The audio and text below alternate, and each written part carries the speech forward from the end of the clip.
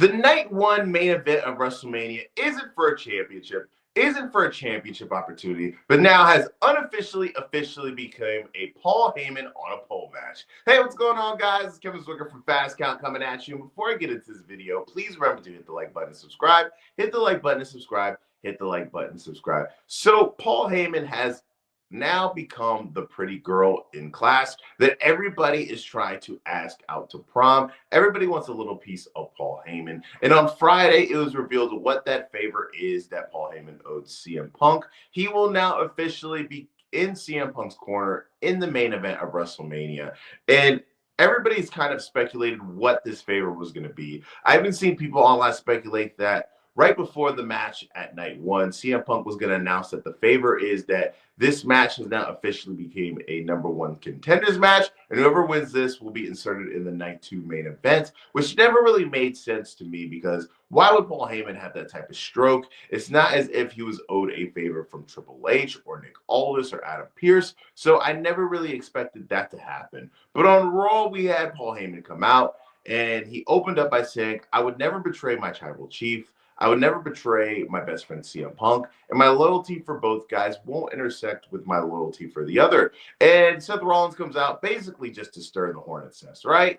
He brings up that beatdown that Paul Heyman suffered at Madison Square Garden by the bloodline, Soul Sikoa's bloodline, in front of his children. He says, "You had no Roman Reigns come out. You had no CM Punk come out. So what's up?" And then he basically goes on to tell Paul that, a lot of things would be much easier if you were just eliminated out of the equation. And he quotes CM Punk from his first promo back on Monday Night Raw, where he states, "I'm not here to make friends. I'm here to make money." And he asks Paul Heyman, what is he worth? All these times, multiple times. And then he says, roughing him up, taking the handkerchief out of his suit. He starts slapping him around a little bit.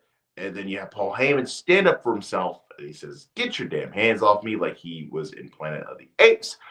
Seth Rollins puts him into the corner. CM Punk's music hits. CM Punk attempts to make the save. Rollins and Punk brawl out in the outside of the ring.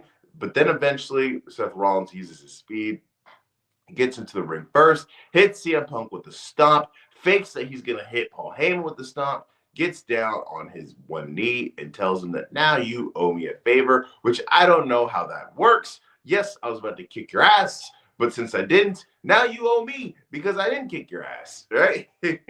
So that's funny. But I think that the way this is going to play out now is we're going to have a moment during this match where Roman Reigns is going to try to have this underhanded trickery way where he is going to try to do something to secure a pinfall over CM Punk. And Paul Heyman is going to be extremely conflicted, but at the end, he's going to stop it.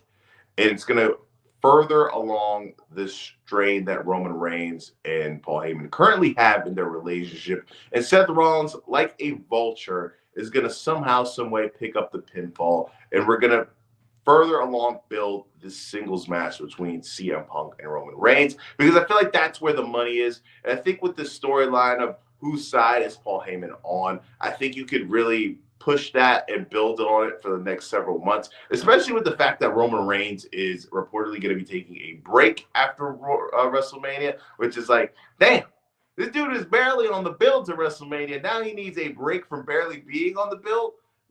I think this guy has probably the sweetest job in professional wrestling, where he comes in, gets big money, doesn't have to work like the other guys, and can take breaks immediately after having a light schedule. It is good to be the OTC in the Tribal Chief. But I think eventually the destination between CM Punk and Roman Reigns, where they're going to have this big-time match, is going to be at SummerSlam. SummerSlam is in August. You have some time to build towards that. It gets a big win for Seth Rollins, who has been taking a lot of high-profile L's, especially, with the Netflix premiere on Raw, where him taking that big-time L to CM Punk.